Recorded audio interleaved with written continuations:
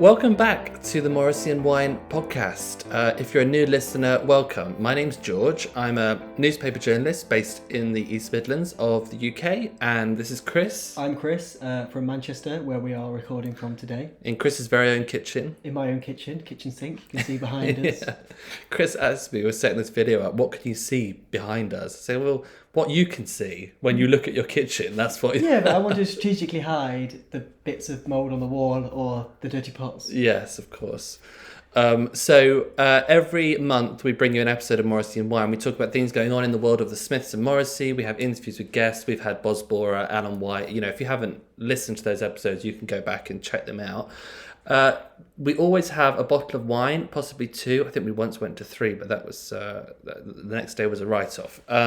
We both independently chose these wines at the Tesco across the road. They're both from the same brand. Yeah, which is... Were you just looking this up? So I think it's pronounced Le Vieille Ferme. And you thought Ferme was... Window or dress or clothes. I said farm, and it is farm. Is it farm? Yeah, I thought it was clothes. It's the or old window. farm.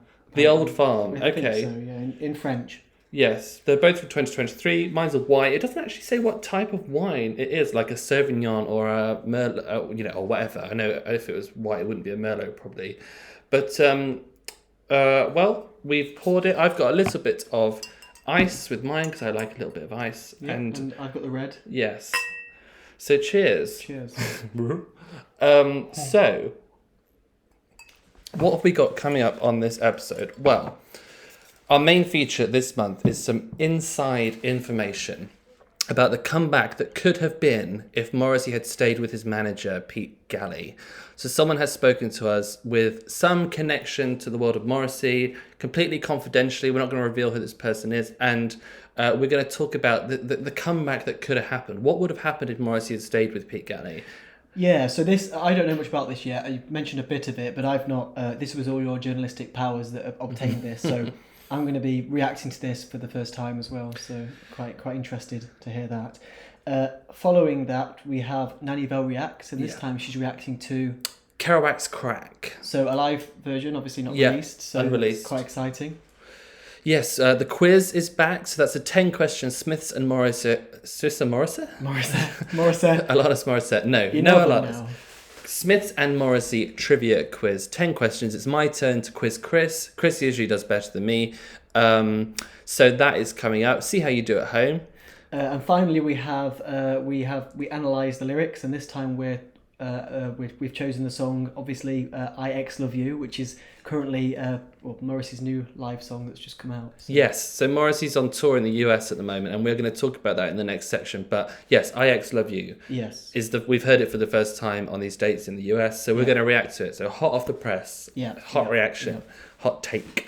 Okay, so we're going to next go into a little chat about Morrissey on tour in the US, just pull out some highlights and see what we think about some of the songs we've heard. So let's head into that.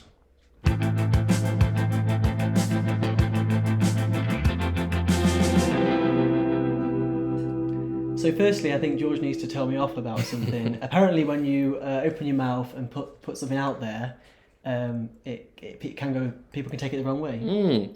Sometimes it can all go a bit Pete-tong, and that's something that Morrissey could probably relate to. So last time Chris, although I reckon I've probably said it on the podcast once or twice, we referred to Morrissey solo as a toxic forum. We didn't mention it by name, but it's pretty obvious what we're talking about.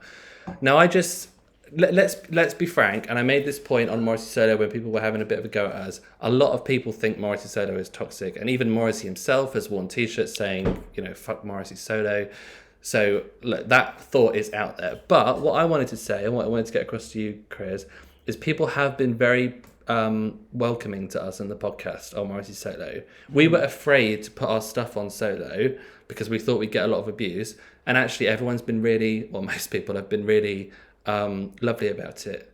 So, I shared that. I think that personal experience in the past of getting personal, or people that I like and care about getting personal comments was a different thing. But since the podcast has gone on there, people, which I think you've put on there, haven't you?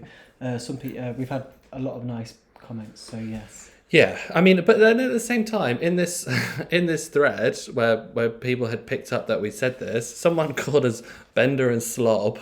I think I'm Slob and he's Bender, which actually I thought was quite funny.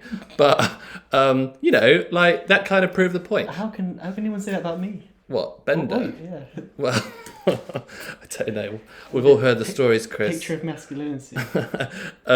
So I don't know. It's nuanced, but I just wanted to point out that people have been very welcoming to us and they have been positive about the podcast. So we shouldn't have been so quick to call it toxic, and maybe we can leave it there. Yes. Yes, naughty. Naughty. Now we want to talk about the US tour, which Morrissey is currently on. It's also going to go to Canada, isn't it? It is one date in Canada, Niagara, which I'm going to. Yes. Yeah, so really excited. A few friends going. Yes. So there's been a couple of standout moments for us watching it from afar. There was Morrissey admitting that he's still available. Yes. Yeah. He didn't say single, and it is 2024, so available can mean all sorts of things. It can do. Yeah. So he said he was still available. He's looking for the right person. He debuted I X Love You. Yeah, which we're going to listen to later. Yes. Yep. That was fantastic to hear. Yes. Yeah. What else have been standout moments from the tour? One of our listeners got his handkerchief on one of the recent dates. Did you see that in the WhatsApp chat? That was great. Yeah, that was nice to see. And there's some great photography coming out. Ryan Lowry. Some great images. It's making me really excited to go. I really want to be there now. I can't wait. Yes, yeah. I mean, the set list hasn't really been changing much from date to date, has it? I don't think so. Someone put a table out, didn't they? Some people do tables where they put every song and every night. I don't understand how they work. I always look at those and I just think I'm looking at like a corrupted Excel spreadsheet. You didn't study economics, did you? No. He's been looking good. He's been wearing largely suits, I think. Yeah. I think it's a really good look for him. Yeah, it's very smart. Yeah. I'm not so keen when he wears like the massive baggy jeans and like a sailor top. I'm not feeling that personally. I like it when he wears a suit because he looks more grown up. And like remember like the ringleader era when he was wearing a dinner jacket. Yeah, that was very smart. Yeah. What do you think of his aesthetic on this tour? Yeah, I think he looks great. Yeah, I think you're right. When he didn't wear a belt with the baggy jeans, that was a bit hard work. But some people liked it, I'm sure. Yeah. But yeah, he looks great at the moment. I'm really excited to be there.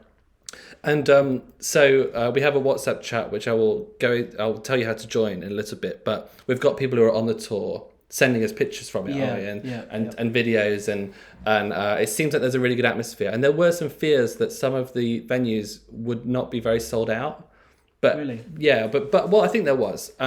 People were looking at the online ticket sales, and the seats, which ones were blue and which ones were. Yeah, the ticket prices were insane in some places. Just crazy. But the people who've been going have been reporting that the venues seem very busy. I mean, people were saying that the actual venues that he chose were quite weird. Really? Like... Yeah, well, the Flint is an odd place, isn't it, to do a show? I don't know what that's about. But, it looks like a really good tour. You're going to see him in Canada, so you're going to let us know how that is when you get back. Yes. And hopefully provide some content for the Instagrams. Yes, I'll make sure I get my phone out. Yes. I want you to record every single... bit of talking in between. I try and do that anyway. That's to me in some ways, and this is probably not the best thing to admit, but in some ways that's the best bit. Yeah. I loved the pattern between the songs. I think that's just as good almost as good to me as listening, because obviously every night if I this tour I'm not going to many shows, but when I've done tours where I've done 7 shows in a row or something crazy like that, I suppose the songs are always kind of the same, but you've got the unless there's a new song that night, but it's the patter in between, which is obviously really witty and just genius. Yes. And you don't want to miss any of that. I'll definitely try to record some of that stuff, because in the past there's been really great lines, hasn't there? Yeah. Now, there was one snippet that I saw just this morning from one of the US tour dates. Morrissey went on a bit of a rant. Well, rant is not a very attractive word, but a diatribe, if I know what that means. Diatribe. It's kind of like a rant, but please don't ask me what the definition is. But he was saying that he hates 24-hour news and he's sick of information. And he said, and opinions. And I thought, oh God, does he mean does he mean podcasts? And would that include our podcast? Because we're giving our opinions. And he was saying, I'm tired of opinions, I'm tired of information, I'm tired of 24-hour news. And I thought maybe he makes an exception for a show that's all about him. Yeah, you'd think he wouldn't want just a sycophantic. Yeah. Sycophantic. Is that a word? Well, no, it is, but are you saying it like sycophantic or sycophantic? Because sycophantic is a great name for a band or something. Well, I said it first. So that's the US tour, and if you've got any really good pictures or video and you want to send them to us, we can put them out to the followers of the podcast and the social accounts. Please do. Yeah, some of the videos you've been getting from people have been amazing, and the photography, yeah. Oh, big shout out to Salvador Sanchez. Yes. He's been providing some amazing stuff. Great. Yeah, and has an amazing name. So what are we going to move on to next, Chris? So next we're going on to, is it the insider information next? The insider information. Okay. Yeah. Well, just before we go into that, let me just mention our Patreon. So for a monthly fee of £4.50 or $5 a month, Chris is smirking because I'm doing my spiel. You'll get 5 benefits from us. So you'll get Chris and George off mic. That's a 30-minute bonus episode. Yeah. Where we go into a bit more depth, a bit more analysis, a bit more opinion, like a bit more what we really think about certain topics. Full unedited interviews with our guests for the episodes where we have guests. You can join our exclusive members only WhatsApp chat, which we've been mentioning throughout this podcast. You can choose the song that Nanny Val reacts to. And a new benefit, you will get regular deliveries of unique Morrissey and Smith's badges, which Christopher here will be producing from his back bedroom. From my fair hand. I'll create them. Because he has a badge maker. That's how cool Morrissey is. That's how cool Chris is. Yeah. And if you want to find us on socials, we're on Instagram, Twitter, and Threads as Morrissey and Wine. So just search for us on there. I think the Twitter handle is actually Moz and Wine, but Instagram and Threads, it's Morrissey and Wine. Yeah. So let's go into insider information. Ooh.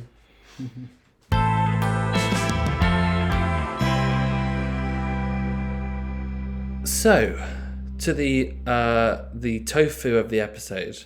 Get it, like the meat of the episode. Yeah, it's rubbish. I love tofu. I eat too much tofu. I've never tried it. Oh no, you made me some once. Anyway, to the meat of the episode. The inside information. So, I've spoken to someone who has a lot of knowledge about the plans that were ahead for Morrissey if he'd have stayed with Pete Galley. I trust this person because they told me a piece of information that convinced me that they were very close to what was going on. I can't really say what that was. Divulge. No, but I am a journalist. I've been doing journalism for about 10 years. I have a pretty good sense of sources. And you're not a journalist who lies. I'm not a journalist who lies. Now, that's to say that the source is genuine. Whether the information is genuine, I think we have to take all of this with a pinch of salt. But, a lot of this is going to be very close to the truth, in my opinion. Okay. And also, let me just say, all of this is done from a point of view of being very interested in Morrissey. It's done from a place of love. There's nothing that we're going to say here that is like criticizing Morrissey in any way. Or having a go. I don't know how Morrissey would feel about us talking about this information, but like I say, none of it is really like that negative on him. Yeah. Okay. So let's. So I don't know much of this yet, obviously. No. And I'm interested to hear it. Yeah. Okay. So let's start with what was the deal that was on the table. So if you don't know, Morrissey's parted ways with his manager Pete Galley about 2 or 3 months ago, wasn't it? About two or so months ago. This is the year 2024. So Pete Galley is well known in the industry. Is well known as a good manager, and people have a lot of high opinions of him. And I think he quite liked Morrissey as well, which was a big plus. He had a deal on the table for Morrissey, or he put together this deal. So it would have got Morrissey a big payday for some of his back catalogue. A lot of artists will sell off their rights to their back catalogue. Yeah. So it would have got him a big payday for some of his back catalogue. It would have untangled the complicated relationships he has with some of the record deals of the past, particularly around BMG and some of those albums, which are some of the more recent albums. And it would have allowed him to release 2 new albums. So for all intents and purposes, that is Bonfire of Teenagers and Without Music, the World Dies. Do you know who they would have been released with? I do, and we'll come on to that. Okay. So this was described by this insider as an amazing deal. Like, this was as good as it's going to get, you know. The best deal. Yeah. Now, you asked about record labels. No British record labels of any serious weight were interested in releasing this new music. So they had to go to American labels.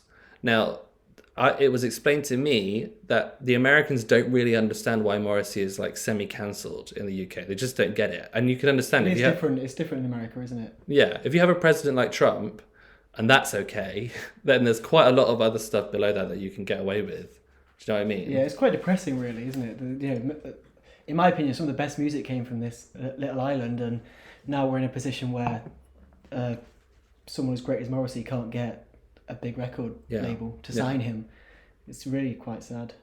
It is sad, but you know, having a good manager on board will get, you know, will find a way around these obstacles, and that's what the team did. They found him American labels that would be willing to publish these two new albums. Now, the name that has been mentioned to me is Sun Records. Okay, which is heavily linked to Elvis. Heavily linked to Elvis, Roy Orbison, Johnny Cash. They describe themselves as the birthplace of rock. Well, where rock and roll was born is their tagline. This is to music people, Sun Records is a big deal. Yeah, I've heard of it. So they came up with the best offer. This is the direction they were going in. Again, like, this deal is sounding amazing. You know, to go from having no manager and no direction to having this manager and all this stuff on the table, it's pretty good. So there was a timeline that was roughly sketched out. Okay. Now, the week of the 28th of October, 2024, so a couple of weeks ago from when we're recording today, we were going to get the release of the first single from Bonfire, IX Love You, with an accompanying music video. Now, this matches up because that was the same week that Morrissey debuted it, sang it for the first time on the US tour. We were going to get, in the same week, on the 28th of October, we were going to get an announcement of the release date of Bonfire of Teenagers. Okay. Which was set to be April the 18th, 2025. So we would only have had to wait until April to hear Bonfire and get it on vinyl, on CD, you know, on Spotify. In that same week in October, the pre-order of the album would have begun, so you would have been able to pre-order that album. And there would have been an announcement of residencies to centre around the album in London, New York, and Los Angeles. So that would have been pretty cool. Yeah. Residencies, I mean, usually you're talking like a week and a location, aren't you? At least 5 shows, isn't it? Yeah. So, I mean, if that was happening in London, that would have been amazing. I would definitely have been there. Skipping forward in the timeline, the week of January the 27th, 2025, so next year, January, we would have been looking at the single release of I Am Veronica. 2025 tour dates would have been announced in January. Yeah. And UK tour. Yeah, probably UK tour, because we're here. This is separate, but we've heard rumours, quite strong rumours, of a UK tour in April, May. Sort of springtime. Yeah, 2025.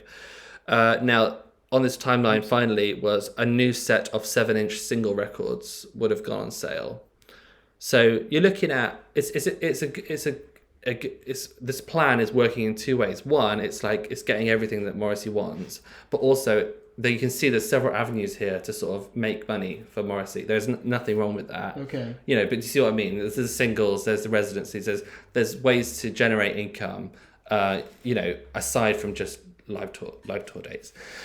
So what do you think of that timeline? It's funny to think what could have been, isn't it? Yeah, it is. And obviously we want more to come out. We definitely want tour dates.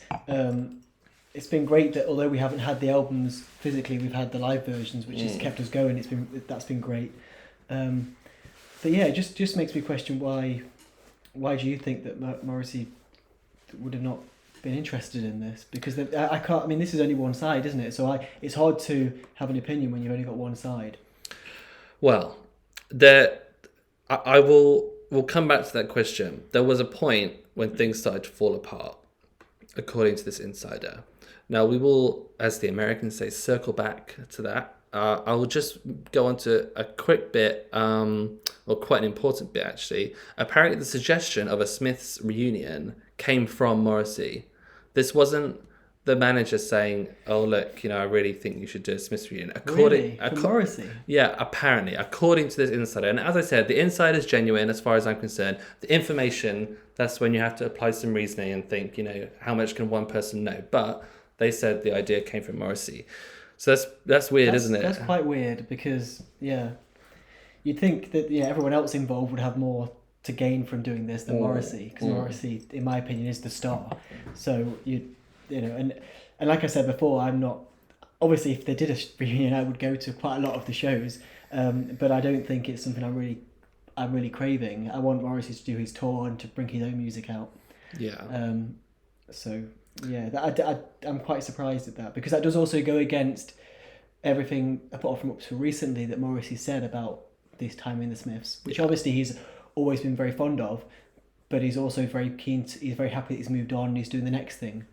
Although saying that, when the Smiths first broke up, Morrissey was quite heartbroken, wasn't he? So yes, extremely depressed, I think. Yeah. By all accounts. Now I'm just thinking about this. Morrissey could have had a meeting with Pete Galley. Pete Galley had convinced him to give the Smiths reunion a go, and then there was a meeting that happened, which this insider may have heard about, and it was Morrissey said, "I've had a great idea. I want to reform the Smiths." So it doesn't. You have to take everything with a pinch of salt. But if he did suggest it himself, that is very interesting.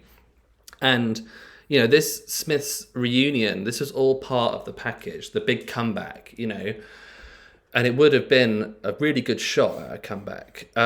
He was open to new opportunities. So the fan club. Some people may have heard rumours about this fan club. So I've got some information on that. Okay, go on. I feel like I've been watching this Netflix documentary called Investigation Alien. And it's this Las Vegas reporter, old time news reporter, and he's like, "We got new information." Have you got a blackboard in your room that's got all pins and ropes and strings and things and pictures and pastes of things? Yeah. You would. This is like investigational journalism, isn't it? Yes. Well, this is a very low. This could be on Panorama next week. Yeah. Okay, so the fan club. Now this is interesting. I've got some information on this. So Modest Mouse have recently. Do you know the band Modest Mouse? Oh, You heard of them? Yeah. They've recently launched a fan club. It's called Ice Cream Party, and Morrissey's fan club would have used the same platform. So I've had a look at Modest Mouse's fan club. It's like you get an exclusive T-shirt, you get early entry to gigs. Now that's very valuable to Morrissey fans. Early entry to gigs. I know you kind of get it anyway if you queue up for a long time, but this would have been official. There would have been a community chat. And there would have been pre-sale tickets available. So you'd have to join the Morrissey fan club to get the pre-sale tickets. Now, Modest Mouse charged $10 a month. So we would have been looking at something in that area. Our Patreon is half the price of that, by the way. So now some people have said that a Morrissey official fan club might be a bit cringe or a bit I said dad that. rock. Did you say that? Yeah. I was one of. Why do you think that? I just don't know. I don't think official fan clubs need. I don't know. They ever need to happen. There's stuff going on in Manchester, LA, other places. I don't know if official and paying for it doesn't to me seem that cool. It's almost like when you subscribe to a magazine and you get, I don't know, a bit of a model playing every month or something. I don't know. I don't think it's it's not that exciting to me. I like the fact that there's a bit of independence to things going on. I mean, you would also get... And what do you get? Do you get like a handwritten postcard from Morrissey every 2 months or something? Adopt a Morrissey. Adopt a Morrissey. I mean, you would also get unreleased songs and stuff that you wouldn't be able to get anywhere else apart from leaks. So there would be some exclusive content that you would get as part of this, and you'd probably get live recordings of shows, fairly professional recordings of shows. Okay, well, some of that stuff that's not out there would be interesting. Yeah. So, like I say, he was open to new ideas and was obviously in a receptive mood to talk about the possibility of a Smiths reunion, a fan club, residencies, going with an American label like Sun Records. So, you asked me why didn't he go for all this? Well, the spanner in the works started with this Nigel Farage tweet. Nigel's always a spanner in the works. Nigel Farage, if you don't know, some people say far right, some people say hard right, but he's a hard right UK politician. I think hard right, and he's not French, although he's called Farage. Oh yeah. So you remember the Nigel Farage tweet from Johnny Marr? Oh yeah. So this is of someone who I'm kind of friendly with on Twitter called Lane. Yeah. She or he did a tweet. He, I believe, did a tweet that said, "If Oasis can reform, then why can't the Smiths?" And Johnny Marr replied just simply with a picture of Nigel Farage, which went crazy on Twitter. Of course it did. And this is when the wheels started to fall off the truck, because the suggestion is Morrissey was quite hurt by that tweet, and he probably thought Smith's reunion talks were going okay, and then he sees this tweet and probably thinks, shit, it's not going to happen. Well, how can you get back in a band with somebody who's using it who's using an image in that way? I don't think it's. I mean, even if you support Nigel Farage, which a lot of people do, that's not the point. The point is that the way that we know what Johnny Marr's political opinions, and he would be using that as as the statement that most people took it as. Yeah. So it would be quite difficult to not want to react to that in a negative way. Yeah. And then of course there was the copyright spat, wasn't there? Where Morrissey says Johnny Marr has taken 100% copyright of the Smiths name. Yeah. I won't go into the details, but Johnny wanted to split it 50-50, but Morrissey actually wants 100%, but Johnny's got 100%, and it just started getting messy. Now, whether you think Morrissey played a part in making that messier than it had to be is a question for you yourself you as a listener, and you, Chris, decide yourself, but some might say that. But wherever the drama was coming from, it was building up and it was getting messy. And once you start putting fights and deals and brokering out in public, it's really hard to control, and people start forming their own opinions. Johnny's thinking something completely different to what Morrissey's thinking. Pete Galley's probably thinking something completely different to what Morrissey's thinking. Yeah. Do you know what I mean? It's almost like it's communication, isn't it? It's not there.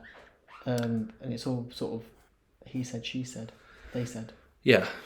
So, it's not entirely clear why Morrissey split from Pete Galley. It's not clear why it all fell apart. But there are three kind of key bits. Well, there's the drama that I was talking about. There's the messiness. There's the fact that, now this is a rumour that I haven't yet been able to stand up, but I'm trying to. So I'm just saying this is a rumour at this stage, that Johnny Marr's representatives, according to this rumour, approached Manchester promoters with the possibility of touring as the Smiths with Brandon Flowers from The Killers as Morrissey. And Morrissey's camp found out about this, and I think that might have been quite a key part of why everything started to fall apart. Now, honestly, that's a lot of salt on that. I'm more than a pinch. It's just a rumour. I haven't been able to verify it. But that has been said to me by this insider, or suggested, rather. Johnny Marr's camp with the whole reunion thing, there was a suggestion of, if you're still around in a year, maybe we'll think about it. So maybe Morrissey was thinking, well, if he's not going to jump at the chance to reform, if he's going to make me wait, then I don't want any of this, all of this stuff. What do you mean? So Johnny Marr's camp, when they were approached about the Smiths reunion, they said, well, not right now, but if you're still asking in a year, we'll maybe do it. Yeah, but Morrissey wouldn't like that. No. I think and most people wouldn't, especially, it sounds like you're being put off for better things, which Morrissey doesn't believe Johnny Marr's doing. I think what's interesting about all of this is that normally when there's a bit of a spat or something happens there, the general sort of, I think, not from me and not from maybe you and a lot of people, us who are big Morrissey fans who love Morrissey, but generally I think Morrissey sometimes comes out looking a bit worse in these situations, in the sort of general population and what they think. But on this one, I think Johnny Marr almost looked a bit petty and Morrissey didn't. So I think, that's quite interesting. And I think we've actually alluded to this before, but all I will say about the Johnny Marr Morrissey thing, is that the public perception that Johnny Marr is the angel and Morrissey is the devil. Or Johnny Marr's a super cool guy. Super cool angel, never does anything out of place. He does drink a lot of smoothies. Smoothies. I just want to say that is not necessarily exactly how things pan out in the real world. Maybe they're both devils, maybe they're both angels, but maybe it's not quite how it seems. Now, just finally, why the wheels really came off, the third or maybe it's the fourth reason. Yeah. There's a suggestion that the financial sums didn't quite add up to the payday that Morrissey was hoping for. Okay. That's quite a polite way of putting it, isn't it? It wasn't getting enough cash. There's nothing wrong with that. If you've got a valuable asset, whether that's your back catalogue, your touring, So is this for this sort of... This is everything. Smith's Mark II, or is it the back catalogue? Smith's Mark II, back catalogue, Fan residencies, fan club. It didn't quite add up to the target figure that Morrissey was aiming for. How much was it? Well, I don't know. $5 million. $5 trillion. I don't know the exact sums, and I don't think the guy that I spoke to would know either. But there's that suggestion as well. So there was a few medium-sized problems that added up to the termination of the whole thing. Now, we actually still don't know who split from who. Did Pete Galley split from Morrissey, or did Morrissey split from Pete Galley? I think that's the point. We haven't had a lot of information from the sort of Morrissey side, or at least there's not been much put out apart from they split. And obviously Pete did send to us, I think, his comments about Morrissey, which were really lovely, and opinions that we'd like to see, and that we, how we feel about Morrissey almost. Calling him like a living legend and things, which we know he is, but which was quite nice to hear. Yeah, and just to end on this kind of exclusive report, there's still hope. I mean, the groundwork has been laid for all of these things. It will be very hard. I don't know how the music industry really works. I'm not going to claim to, but my guess is that you probably need a very good professional manager to navigate all this stuff. You can't really do it on your own. And another part that came out of this conversation is Morrissey doesn't really have a team. He's got an assistant. He's got the crew when he's on tour, but there isn't you imagine pop stars have this team of 20 people all around them doing all this stuff.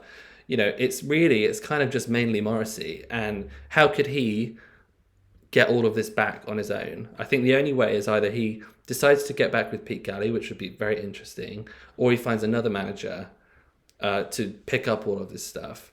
But each manager has their own contacts list, don't they? And their own Rolodex. And maybe you can't do the same thing that the previous one did. Now, the insider that I spoke to, when I asked, what's the chances we're ever going to get a release of Bonfire or Without Music? He was like, it's not going to happen. It's just not. They are going to come out, I believe. Yeah, but why? How? I mean, it's, all the information you've given there has been really interesting, and I think that I don't understand, even less probably than you, how the music industry really works. I don't understand that side of things. I imagine Morrissey's got a very good idea of that from being in it for so long. Although, in many ways he doesn't like how it works, but yeah, I just think that the music, there's such a demand out there for it, and I think if it's been recorded or it's being recorded, wherever it is at the moment, I think it will eventually get out. But yeah, I think it's, and I also don't like to think of Morrissey's the sort of money side of it. I don't like to think that as being a driving factor. But you're right that it is. It's a business. It's show business. I mean, the thing is, though, there's only 3 ways that Morrissey's unreleased albums could be released. I'm sure there's more, but to me, the main ones are a record deal. Well, he's had a really good record deal. If this insider is to be believed, and he turned it down. Yeah. Self-release. Self-release. He's been pretty adamant that he doesn't want to do that. And in fact, this insider also said, he's not interested in that. Or posthumously, after his death. I knew that was coming. So, his family think, get some money.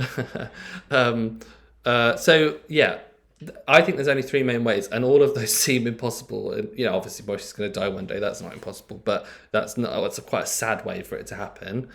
So we're in a tricky situation. I mean, some people think he's just going to tour until he can't tour anymore. Just Tommy Cooper. Yeah.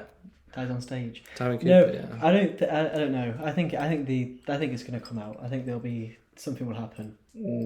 But like you say, it is interesting because although some of the things on that list of things you've got from this insider person, I Don't think do that. they They do exist. yeah, I'm sure they do.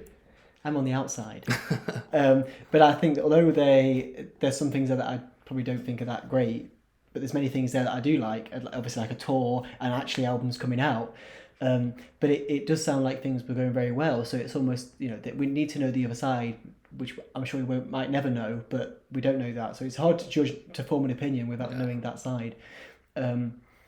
Especially when Pete came out and was so polite about and cordial about Morrissey. Yeah. And I mean, I just wanted to say a couple of things. Firstly, as we've said, we don't really know how the record industry, the music industry works in detail. So there may have been things that I've translated from my conversation with this insider that don't sound quite right if you know how the music industry works. So I apologise if that's the case. And secondly, as I said to start with, there is nothing in there, at least in my opinion, that is negative about Morrissey or is having a go at him for anything.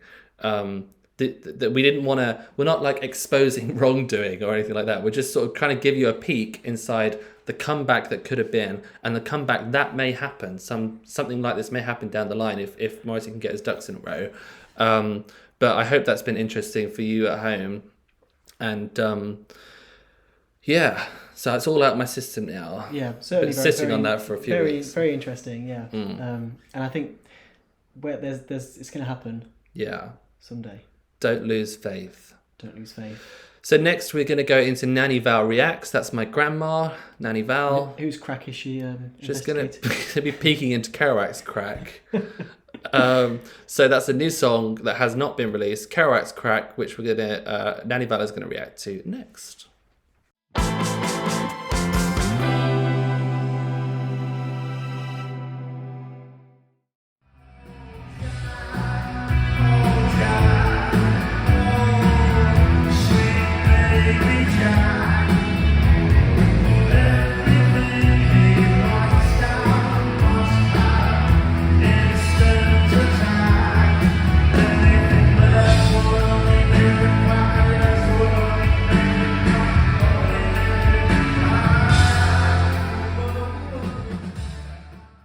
Welcome back to the Morrissey and Wine podcast, Nan.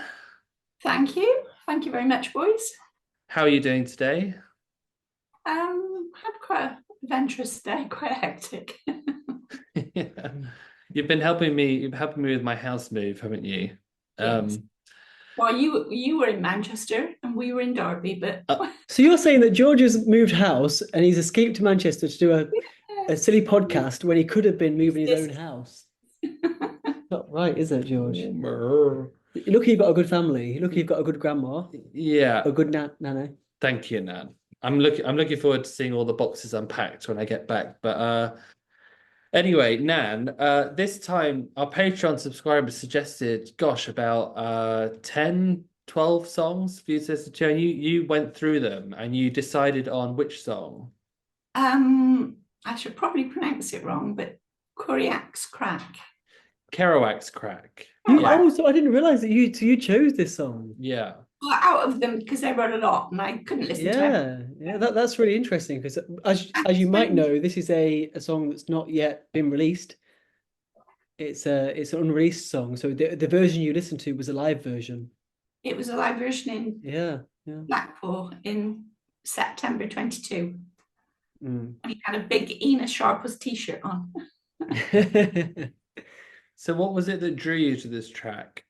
Well, I usually look at the lyrics first because I think that's Morris's biggest input. And I usually look at them. And when I sort of looked at the lyrics about 47, what was it? About you've lived long enough at 47 or whatever. And I was like, oh, I bet this would be a bit drear. But when I listened then to the music, it was quite upbeat and all this tra-la-la-la and all this sort of thing, And so I thought, I need to know more about this because it meant absolutely nothing to me. And when I started looking at all the information about it that I could find online, obviously it was quite an important era and I knew nothing about it. This guy, what was his name? Jack Kerouac. from 1922 to 1969. And he was this Beat Generation, him and two others, the two he mentions, the Burroughs and Ginsberg. Yeah. A little trio. They were like the Beat Generation, and they were novelists and painters and poets and all that sort of thing. But that developed gradually into what I was aware of beatniks, which I didn't know that. I never knew really what beatniks were, other than they were a bit off centre a little bit, you know. But he's obviously, I think Morrissey always intends that he sort of spurs discussions. He wants us to listen to what he's saying, not superficially, but to take more interest in why he's singing about this particular person event. And so, I find it quite interesting. He obviously was very taken with the novelist. He wrote a novel, On the Road, which was a very important novel. I know nothing about it, but it was an important novel. And there's several quotes, and I thought, oh, I could imagine Morrissey actually saying that. Should I read one to you? Yeah, please do. One of his famous quotes was, "My fault, my failure is not in the passions I have, but in the lack of control of them." One thing he would say. "Great things are not accomplished by those who yield to trends and fads and popular opinion." And I thought, any of that Morrissey could write. You know, it's his ethos, isn't it? It's his sort of philosophy, I think. So I can see why he would be so interested in him. I don't think he was a particularly good character. He died at 47, as he states, through a life of heavy drinking and LSD and God knows what. I mean, what did you so that line that you mentioned, 47 years is enough time to live. I mean, Morrissey is, to be fair, you could imagine a 20-year-old singing that, but Morrissey's singing that in his 60s, and he's still saying that's enough time to live. So I wonder, what do you think of that line? Well, I suppose it only is reflecting this particular person. He's saying that what he'd done in his 47 years is, you know, if you've got to die now because you're ill, because he had like a hemorrhage or something, that's enough time to live. But, you know, you've done a lot in your life, and you've filled your life. You know, you didn't need to live longer. It would have been good if you did, but you didn't need to. I assume, you know, with everything I say to him, he gets it. And so he I have this innate sort of understanding of Morrissey now. Well, we're all just muddling through. We are. I mean, So he says he calls the song Kerouac's Crack, which I couldn't help but laugh at when I really thought about it. Did you like the joke, and did you think that was a decent? I just assumed it was his Irish background. I mean, they always say in Ireland have a good crack, it's a good. Is there other? I don't think it's that clean, is it? I think he's saying Kerouac's bum. I think that's the joke. There was reference to sloppy sailors and things, which I was going to mention sloppy sailors. Yeah, I probably was. And of course, crack. If you were talking about the Irish crack, it would have an I in it, wouldn't it? CRAIC. Yes. So yeah. I think, as you know, I think it's Morrissey likes a pun, and he likes a bit of tongue-in-cheek humor. So I just Well, it's always what was it about? Sweet Jack. What was it? Sweet Baby Jack. Yeah, Sweet Baby Jack, and all this sort of thing. Like, you know, it's almost as if he's singing about a child, but obviously not. You look like you want to jump in with something. Yeah, I think that I was going to ask why you think that Morrissey chose to sing about Jack Kerouac.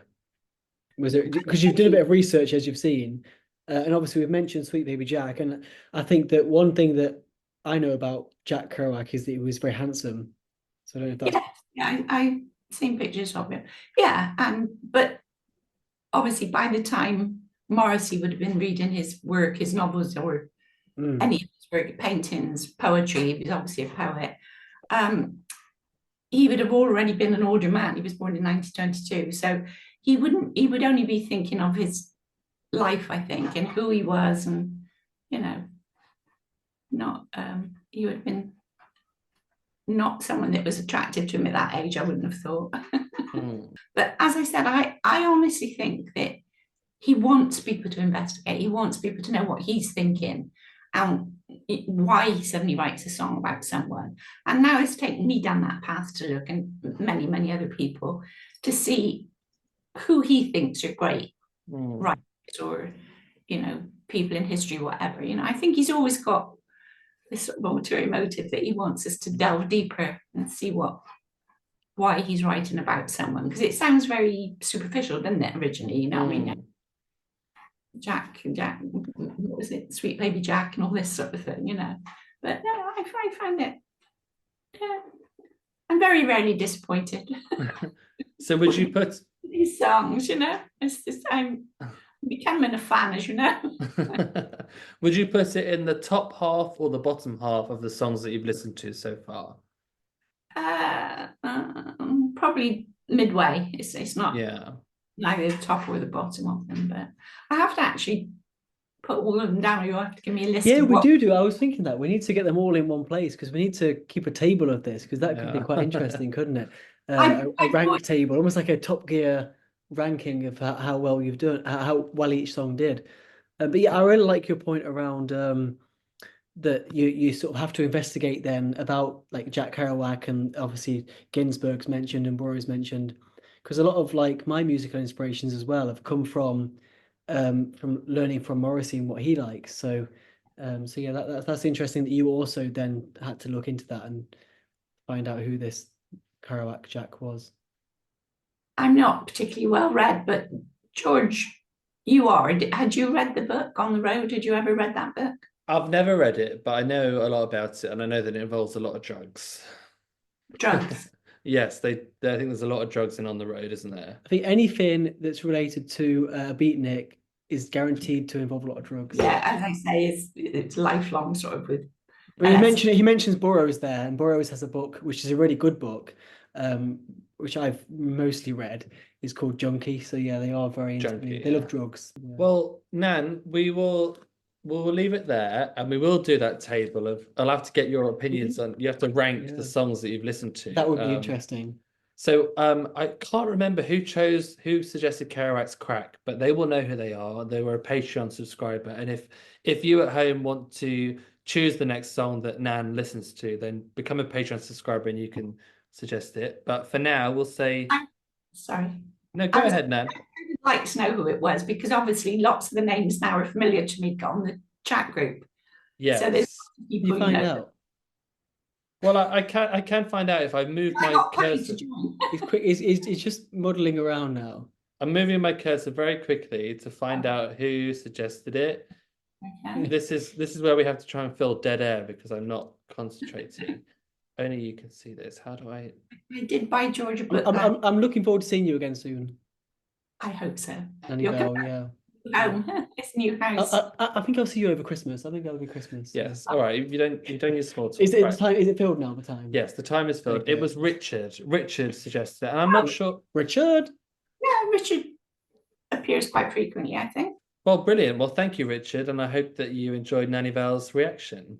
I hope he agrees with me.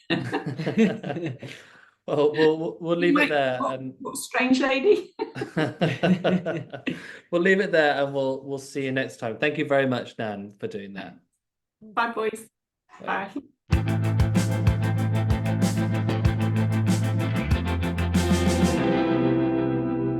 So that was Nanny Val reacts to Kerouac's Crack. Kerouac's Crack, yes. Cool that we're doing like reacting to songs that have just come out. I really like that. Yeah, unreleased. Yeah. Unreleased. Yep.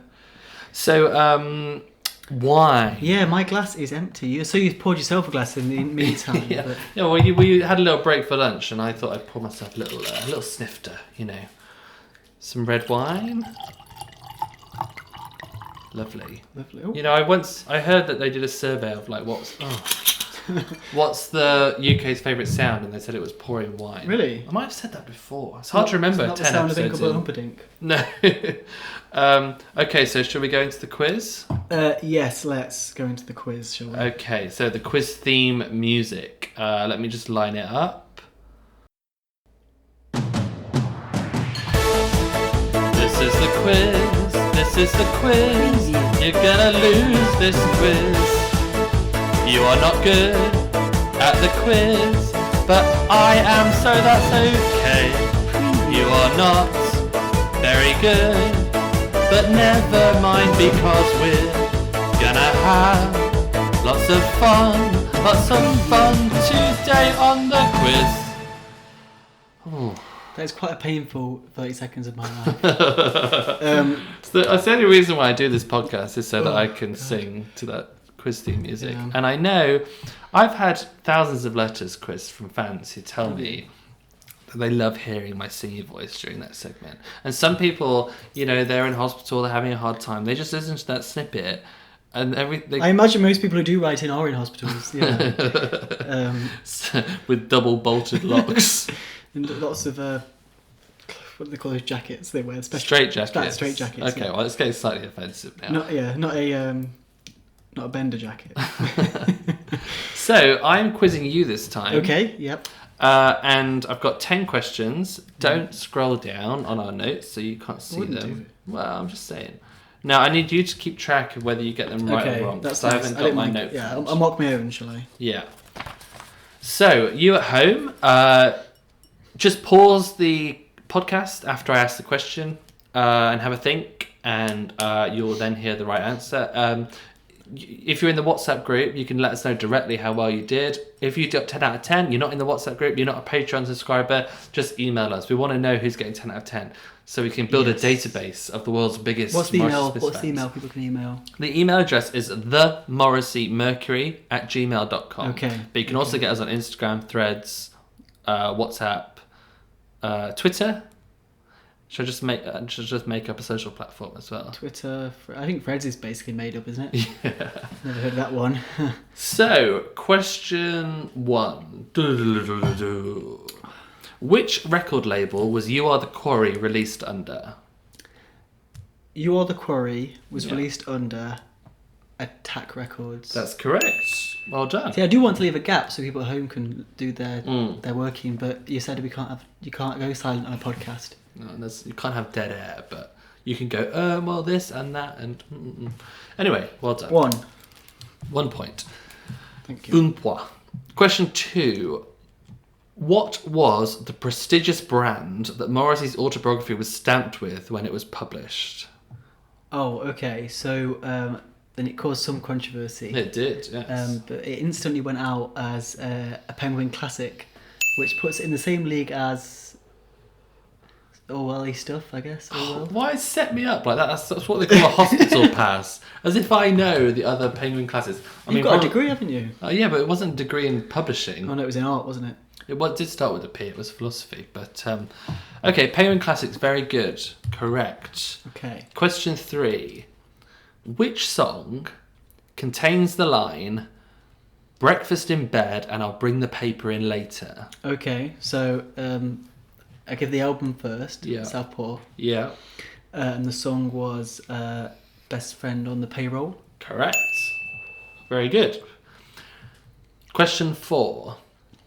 Which London borough did Morrissey say has taxi drivers that never stop talking? This is Camden. Camden. Yeah. Correct. From the song Come Back to Come Camden. Back to Camden, yeah. Yes, there's a You Are the Quarry flavour to the first few questions of this quiz. That's because that's the album you were looking at. Yeah. It's getting quite hard. It's quite hard to do the questions. Yeah, well, I mean, I must at this point give due credit to the Mozzopedia because I came through it and I find tidbits and then I ask the questions. But Alan White said it's all shite. Yeah, but wasn't that Bosbora who said it was all shite? I think it was Bosbora because he was like, oh, where are you getting all this information from? And we said Mozzopedia and he said, oh, well, a lot of that is rubbish. Oh, okay, it was Boss. I don't think it is rubbish. Well, the truth is somewhere in the middle. Question 5. Slightly tougher one. We're ramping up. Which old school Hollywood acting legend was Morrissey obsessed by, but later said had a candid passion for killing animals after reading his autobiography? Oh, I think I did know this at one point. I don't think it's James Dean, because I just don't think it is. Yeah. Tough question. I mean, it's if you don't know it and I give you the answer, you'll think, yeah, that was one of the main ones that I could have said. Okay, I'll have to say James Dean because I don't know. Okay. I know it isn't James Dean. It was not James Dean, it was Kirk Douglas. Oh yeah. Yeah. What did he do then? He pulled the wings off butterflies and things. I don't know. I think in his autobiography, I think he must have explained that he liked hunting or something like that, you know, which Morrissey wouldn't have been very impressed with. No. Question number 6. Which drug, according to Johnny Marr, was in plentiful supply during the Smiths' 1986 American tour? Dudum. Dudum. Dudum. Heroin? Is that your final answer? You think that all the Smiths were on heroin? No, I don't think that was Mr. Radio. Just one of them. I think cocaine. Correct. Oh, really? Okay. Cocaine. And for answering that question, you get a block of A cocaine. block? Oh, good. That'll last me 3 weekends. Okay, question number 7. Which brand of household cleaning products did Morrissey become enamoured with around the time of Viva Hate? Enamoured? Enamoured, do you know what that means? Yeah. Yeah. I think I know what it means. I'll say Daz. Is that your final answer? No, you said it now. No, I don't know what it is anyway, so... I thought you would know this because I knew this. It wasn't new to me when I read it in Mozipedia. I did know this. But you said Daz, so that's wrong. What is it? Did you know it at home? It's E-Cover. There are pictures of Morrissey with bottles of E-Cover. Oh, like, okay. fawning over them and... That's a good point because there is someone on Facebook I think that is like drinking a bottle of that. Yeah. And I thought, what the fuck is that? And he's a big Morrissey fan, so that's obviously the link then. So that, yeah, okay, so that's not right. E-Cover. What number are we on now? Question number 8. 8. So I got a 5 out of 8 so far. Okay, yeah, because since they started getting harder, you haven't got any right. I have got some. Question number 8. Which Morrissey song did Marianne Faithfull cover on her 2008 covers album? So, you know, it's 2008, so that might give you a clue. Oh, I really don't know this one. Just guess a song that Marianne Faithfull might cover from around that time. Is that you?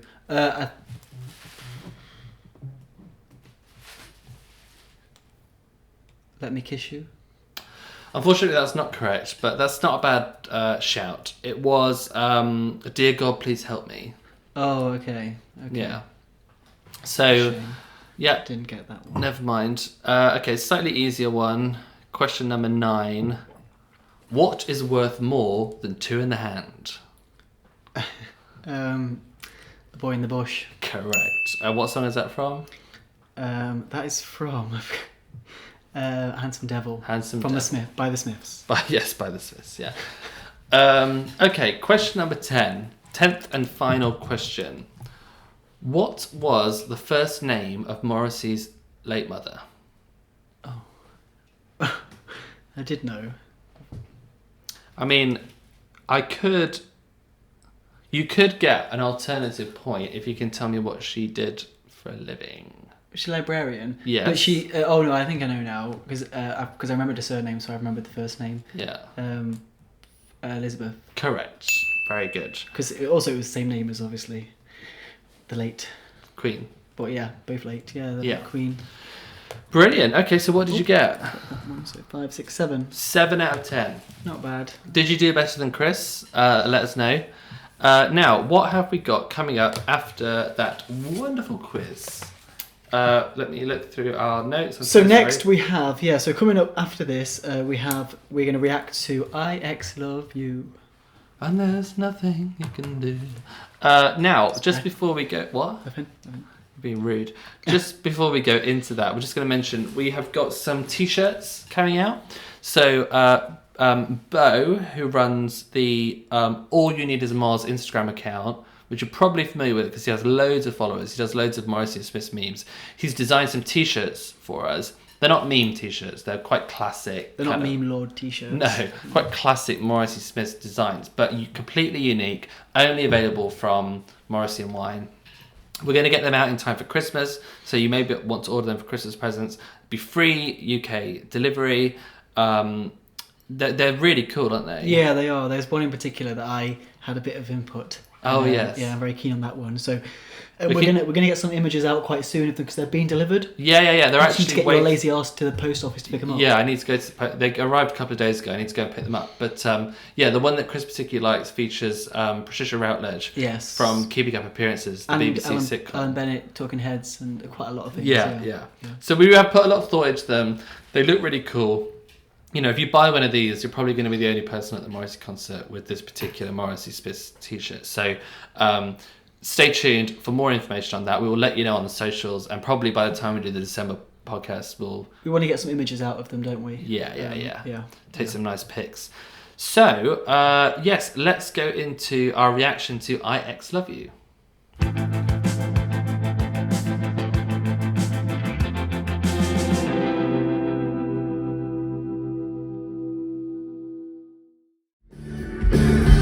You're one step right in, sit down in your favorite chair, and let me tell you something new. I love you. Let me tell you something new. I love you.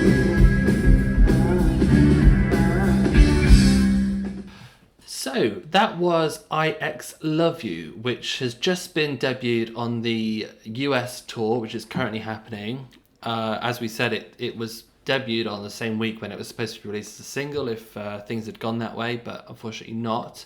It's like always such a pleasure to hear a new Morrissey song, isn't it? It always is such a pleasure. I mean, this is only reserve this level of excitement for when the next season of Curb Your Enthusiasm comes out, which is obviously a masterpiece in itself. Yeah. But I love I X Love You, and yeah, it's so great to see the music, and it's so hard not to be there and to not have been there at the first time, and great, really really exciting.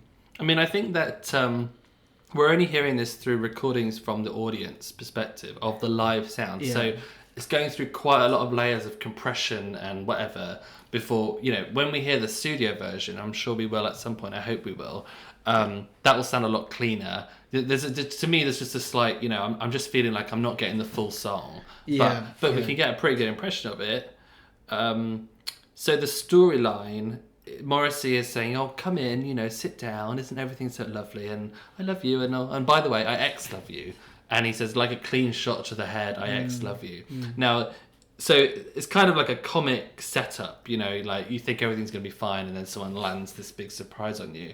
But it's very Morrissey to come up with a phrase like "I X love you," isn't it? Yeah. Like no one's ever said that in my life. I've never heard anyone say "I X love you," but as soon as Morrissey says it, it kind of makes sense. Yeah, it is. It's one of those things you think, why haven't I heard that? Why couldn't I think of that? But obviously Morrissey can think of those things. But yeah.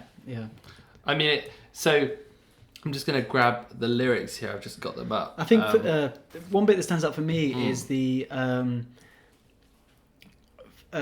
freedom wasted, never ever tasted so good. And that's quite an interesting line. That's probably a line that stands out for me. Yeah, but I can't make head or tail of it. Well, it's almost like a bit of a tongue-in-cheek thing in my mind. It's like, well, I've got freedom, but really I'm not gonna. It's almost a bit like I changed my plea. The song that song where he wants the sort of freedom is wasted, because it reminds me of that song. But also this song reminds me of a bit of sort of Brow of My Beloved, which I've been listening to quite a lot recently, where Morrissey sort of I'm stuck here, sat with you know who. Yeah. I think it's a bit of that to it as well. I mean, the thing about freedom wasted, never ever tasted so good. So presumably when he's in the relationship and he's got bored of it, but he hasn't broken up yet, he's saying that's when freedom was wasted. So why is he saying after breaking up that has never tasted so good? I don't understand. Surely freedom has never ever tasted so good, not freedom wasted. Do you know what I mean?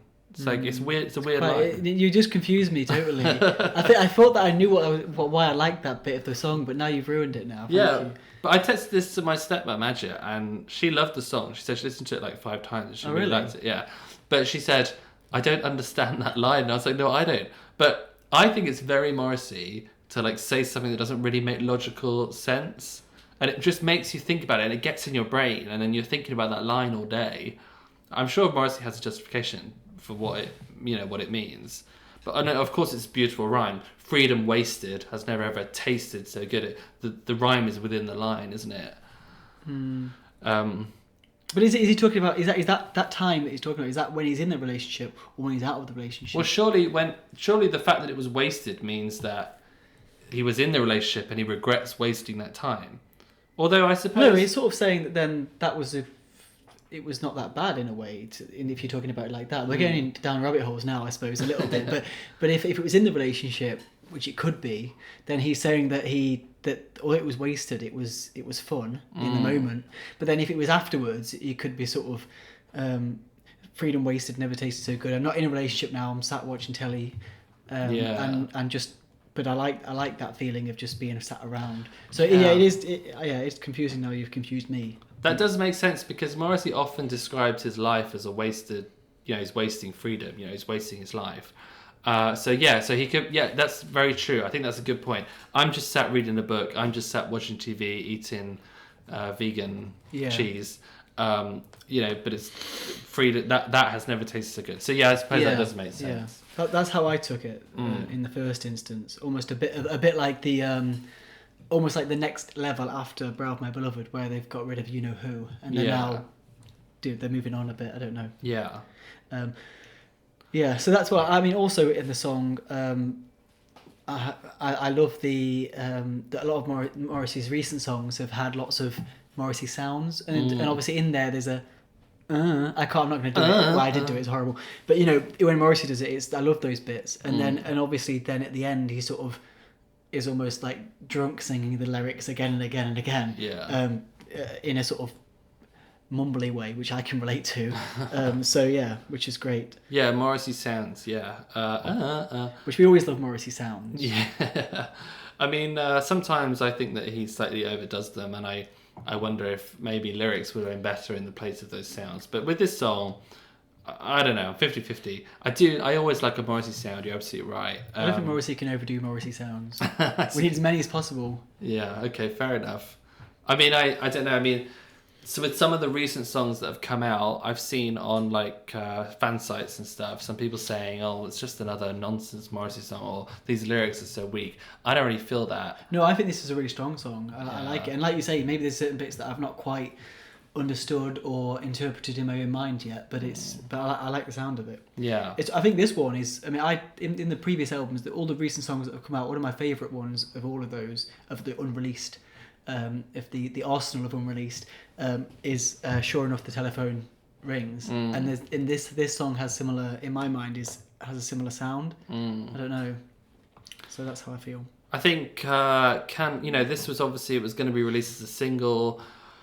Would it get airplay on Radio 2, BBC Radio 2 in the UK? That tends to be a pretty good signifier of if a song has gone mainstream, if it's on the A playlist on Radio 2. Like, for example, I'm Throwing My Arms Around Paris was.